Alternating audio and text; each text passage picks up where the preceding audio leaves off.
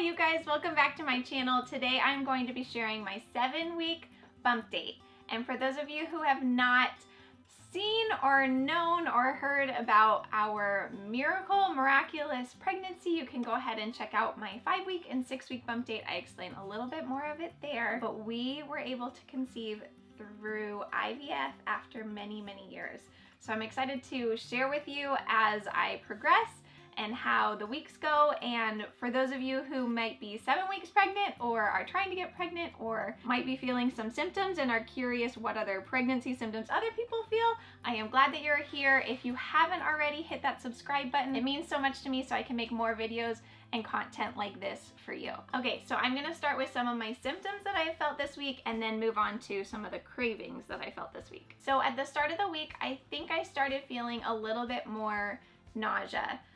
But I would say for the most part, I have had very little nausea, morning sickness of what maybe some other women have experienced. And so I'm very thankful for that. But I know at the beginning of the week, I felt a little bit nauseous the first day. And then as the week progressed, I think it kind of faded and I was able to go about my day without feeling sick, which was amazing. But anytime I felt even an inkling of possibly feeling sick, I would eat. And that has been my downfall this pregnancy so far, is I just eat anytime I feel remotely sick. And so far, so good, it's helped. Okay, a weird symptom that I have experienced and just never knew that this was even possible. So because I did IVF, I am actually on progesterone injections and estrogen through pills and patches. So I'm on medication to almost mock a cycle of some hormones until the placenta takes over and then I can wean off the hormones. So I don't know if it's because my hormones are so high or maybe it's just living in the RV, but I have been waking up completely drenched, sweating every morning, every night. I have felt like the need to take a shower. I don't know what it is. I feel like it's just so much hormones going on in my body. I just think that's so just not like me. I am always freezing, always so cold. I have 2 down comforters on and fuzzy socks. And for some reason, I am nice and toasty at the moment. Another one of my symptoms is that my sense of smell is starting to increase. Not to the point where any kind of food aversions or anything like that has happened yet, but just if there's any smell around, I can definitely tell, and I am definitely noticing something a little quicker than everybody around me. And then I would also say my chest is starting to get fuller, and my husband is pumping his fist right back there as I say this. It's exciting, it's different. I am definitely seeing why people increase their bra size throughout pregnancy, because it's starting to get uncomfortable wearing my regular bras, but sports bras and soft bras are my jam right now. But it's not just my chest getting bigger, my stomach is getting bigger, and it is not baby. Baby is so tiny right now. I'm trying to think, what did she say? Okay, so baby is 13 millimeters. So baby is still under my pelvic bone, but I am just getting a lot more bloated.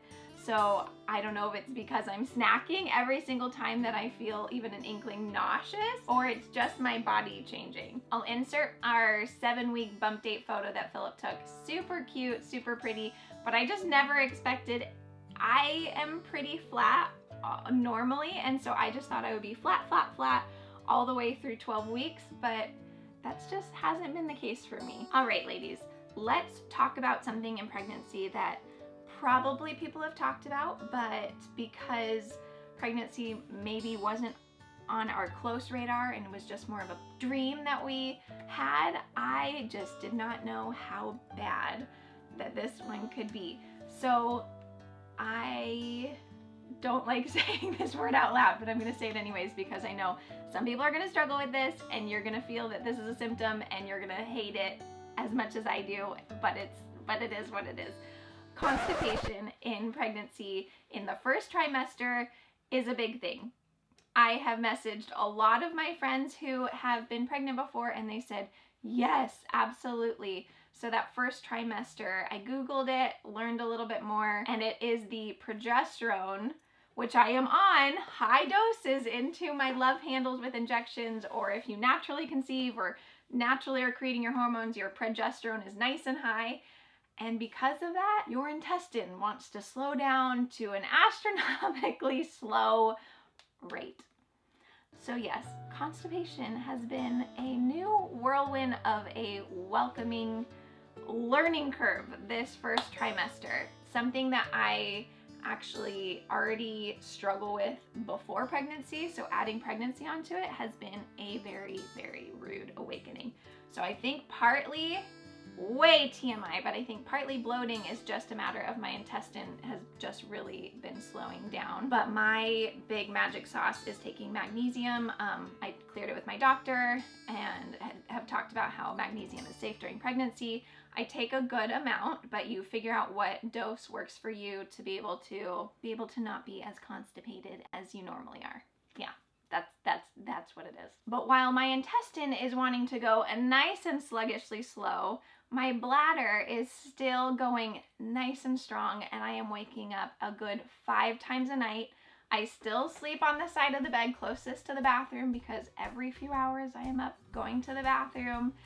And I think it's just having to do with all that extra blood flow and everything moving, and when you're laying down, all that fluid goes to your bladder, and then it's time to pee all night long pee. But for some reason, I can usually fall right back asleep, so that hasn't been a problem, which is awesome.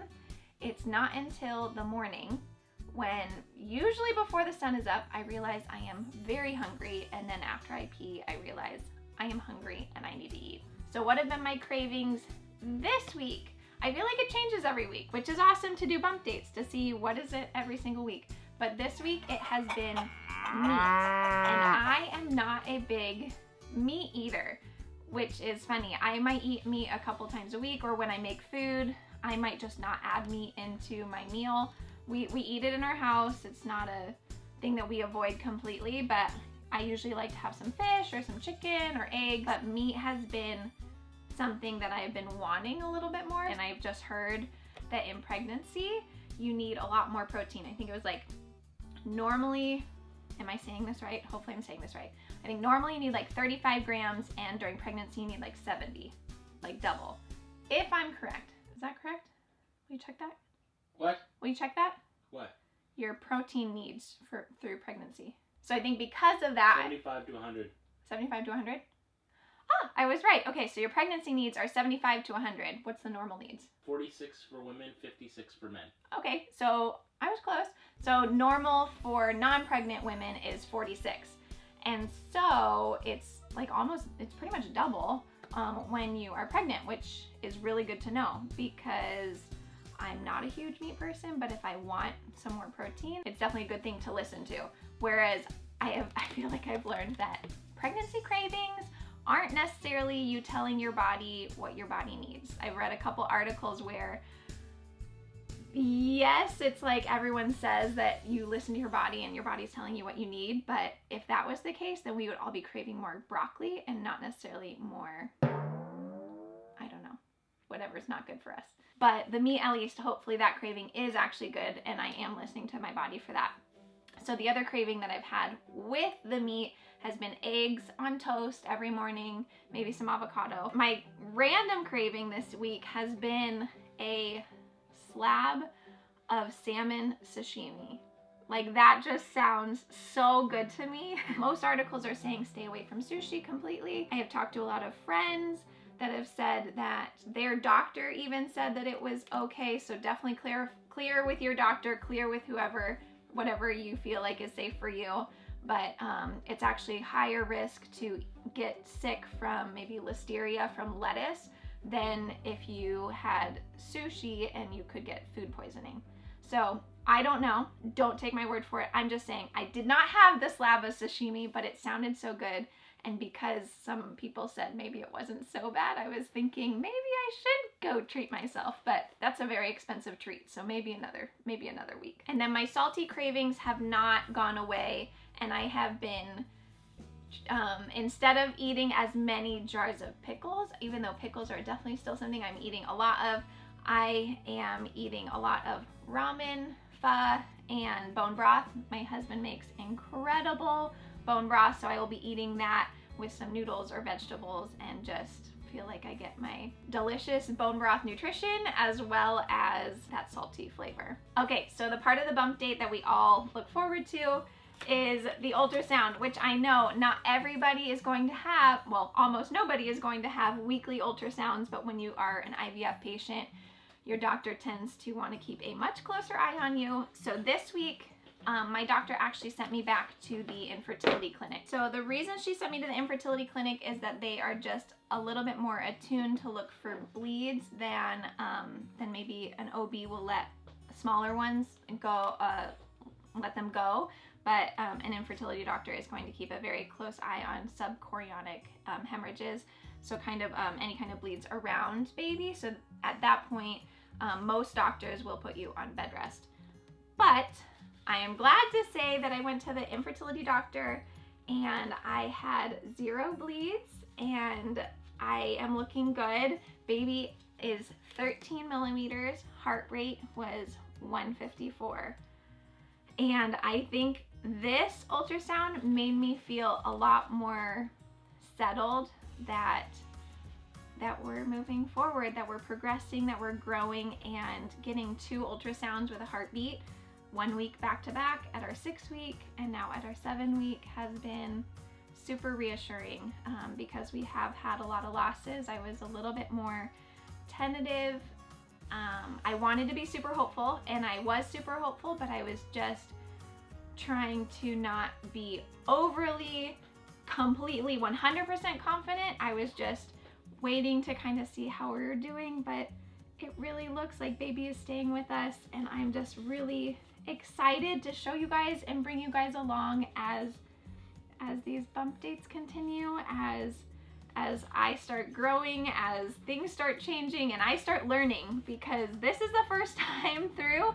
So you're gonna hear all of the shocking symptoms and cravings and things that maybe I didn't expect, and I will share them along with you. But our ultrasound was exactly on date. I was 7 weeks and 4 days at the ultrasound, and so we are right on track, and so I cannot wait to share with you guys how we look at our next ultrasound. So go ahead and come back for that. So if you don't want to miss that, hit that subscribe button, and thank you guys so much. It means so much to me that you're here, that you're on this journey with us.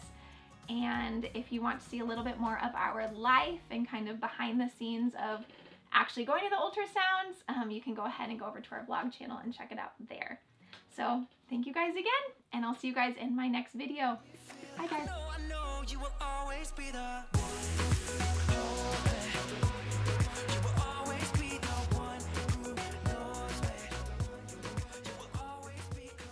Hi you guys, welcome.